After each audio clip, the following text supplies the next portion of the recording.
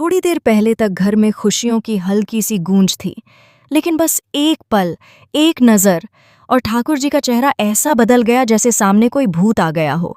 अगले ही सेकंड उनकी आंखों में वही पुरानी जलन, वही नफरत और हाथ में तनी हुई वही लोहे की बंदूक। आखिर अहाना को देखकर ठाकुर जी इस कदर आग बबूला क्यों हो गईं? आज की कहानी में वो देखने को मिलेगा जिसकी किसी ने कल्पना भी नहीं की थी। सेक्शन 1 लगभग 5100 कैरेक्टर्स के आसपास, लंबा, डीप, ड्रामेटिक टोन आपके प्रीवियस स्क्रिप्ट के हिसाब से। दृश्य की शुरुआत वहीं से होती है जहां पूरा हवेली हॉल एक अजीब सी ठंडक से भर जाता है। सब लोग उसी दिशा में देखते हैं जहां दरवाजे पर खड़ी अहाना धीरे धीरे अंदर कदम रख रही है। उसकी नज़रें झुकी हुई हैं, लेकिन उसके चेहरे पर एक डर का साया साफ दिख रहा है, जैसे पुराने जख्म फिर से ताज़ा हो गए हों। पर दोस्तों, असली तूफान तो अब उठने वाला था। जैसे ही अहाना की परछाई ठाकुर जी की आंखों पर पड़ी, वह ऐसे कांपीं जैसे किसी ने उनके दिल पर बिजली गिरा दी हो। उनकी सांसें भारी हो गईं और चेहरा गुस्से से तमतमा उठा। उन्हें लगा जैसे उनकी सबसे बड़ी दुश्मन एक बार फिर उनके घर में घुस आई हो। अर्जुन, जो अहाना के पीछे खड़ा था, उसका हाथ धीरे से पकड़कर उसे हिम्मत दिलाने की कोशिश करता है। लेकिन अहाना भी जानती है कि ठाकुर जी का गुस्सा आज किसी भी हद तक जा सकता है। ठाकुर जी के कदम धीरे धीरे आगे बढ़ते हैं, लेकिन हर कदम के साथ उनका गुस्सा 7वें आसमान को छू रहा है। सब बहुएं, सब घरवाले, यहाँ तक कि हवा भी डर के मारे थम सी जाती है। माहौल में सन्नाटा ऐसा कि किसी की हिम्मत नहीं हो रही आवाज निकालने की। ठाकुर जी अचानक रुकती हैं और बिना एक शब्द बोले कमरे के कोने की तरफ बढ़ जाती हैं। सबकी आंखें चौड़ी हो जाती हैं। कोई समझ नहीं पाता कि वह क्या करने जा रही हैं। लेकिन दोस्तों, आप जानते हैं ना कि बाज जब झपटता है तो सीधे शिकार पर ही वार करता है। ठीक वैसा ही यहां भी हुआ। ठाकुर जी ने अलमारी से वही पुरानी बंदूक निकाल ली, वही बंदूक जिसे देखकर पलटू तक कांप जाता था। इस बार उनका निशाना किसी जानवर का नहीं, बल्कि अहाना का था। हॉल में खड़े हर व्यक्ति के चेहरे का रंग उड़ गया। बहुएं पीछे हट गईं। दुर्गा दीदी के चेहरे का सुकून अचानक डर में बदल गया। अर्जुन की आंखें फैल गईं, लेकिन उसका हाथ और कसकर अहाना के हाथ को पकड़ लिया, जैसे वह कह रहा हो, डर मत, मैं हूं। लेकिन दोस्तों, ठाकुर जी के लिए यह बात किसी मायने नहीं रखती थी। वह तेज कदमों से आगे बढ़ीं, उनकी चूड़ियां खनकीं और बंदूक सीधा अहाना की तरफ उठ गईं। बंदूक की नली अहाना के सीने पर टिक गई। अहाना की सांसें रुक गईं। पल भर में पूरी हवेली में मरघट जैसा सन्नाटा छा गया।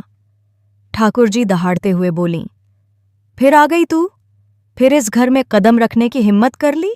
मैंने तुझे चेतावनी दी थी कि दोबारा इस चौखट को पार किया तो तेरी जिंदगी खत्म कर दूंगी, और आज वही वक्त आ गया है। उनकी आवाज में इतनी नफरत थी कि सुनने वालों की रूह कांप जाए। अर्जुन तुरंत अहाना के सामने आ गया, अपने हाथ फैलाकर उसे ढाल बना लिया। वह कड़क आवाज में बोला, ठाकुर जी, बंदूक नीचे रखिए। अहाना मेरी पत्नी है और अब यह घर छोड़कर कहीं नहीं जाएगी।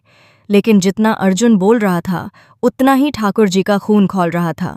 उनकी आंखें अंगारों की तरह जल रही थीं। उनकी उंगली ट्रिगर के और करीब जा रही थी। उनका पूरा शरीर गुस्से से कांप रहा था। इधर बहुएं डर के मारे एक दूसरे का हाथ पकड़े खड़ी थीं। किसी को समझ नहीं आ रहा था कि अगर ठाकुर जी ने गुस्से में गोली चला दी तो आगे क्या होगा।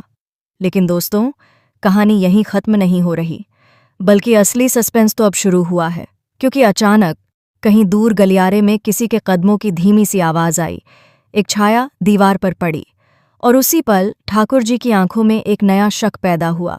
लेकिन वह किसकी छाया थी? क्या वह पलटू था या कोई और ठाकुर जी की उंगली ट्रिगर पर टिके टिके अचानक क्यों रुक गई? हॉल में अभी भी बंदूक की ठंडी नली अहाना की तरफ तनी हुई थी, लेकिन ठाकुर जी की आंखें उस रहस्यमयी छाया पर अटक गई थीं जो लंबी होकर दीवार पर फैल रही थी। घर में मौजूद हर शख्स ने उस दिशा में देखा, लेकिन वहां कोई नहीं था, बस फर्श पर पड़ती छाया और हवा में एक अजीब सी गंध, एक ऐसी गंध जो खतरे की ओर इशारा कर रही थी। अहाना की धड़कनें तेजी से बढ़ने लगीं। अर्जुन ने धीरे धीरे उसका हाथ दबाया, जैसे कह रहा हो, मैं हर हाल में तेरे साथ खड़ा हूं। लेकिन दोस्तों, इस घर में सिर्फ अर्जुन ही नहीं, कोई और भी था जो अहाना की जिंदगी से खेलना चाहता था। थोड़ी दूरी पर खड़ा पलटू, जो दिखने में तो शांत था, लेकिन उसके भीतर किसी शैतान की तरह आग धधक रही थी।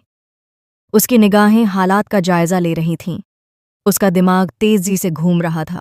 उसने सोचा, अगर आज ठाकुर जी ने गुस्से में आहाना को गोली मार दी तो उसके सारे प्लान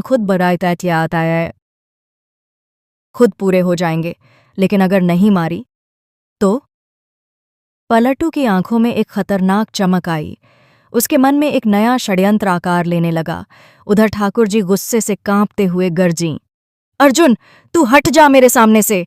ये लड़की इस घर की बर्बादी की जड़ है और जड़ को काटने में देर नहीं की जाती। अर्जुन बोला, माँ, आपकी जड़ गलत है। गलती आहाना की नहीं, हालात की थी। अगर आज आप उसे फिर इस घर से निकाल दोगी तो मैं भी। वह अपनी बात पूरी भी नहीं कर पाया कि ठाकुर जी ने बंदूक उसके कंधे की तरफ घुमा दी। चेतावनी है अर्जुन, एक और शब्द कहा तो सबसे पहले गोली तुझे लगेगी। लेकिन दोस्तों, अर्जुन भी अब वही पुराना डरपोक अर्जुन नहीं था। वह आहाना के सामने चट्टान बनकर खड़ा था। उसकी आंखों में डर नहीं, बस जिद और प्यार था। इधर दुर्गा दीदी ने घबराकर एक कदम आगे बढ़ाया। उनके चेहरे पर डर और चिंता में जाए ये सब जानने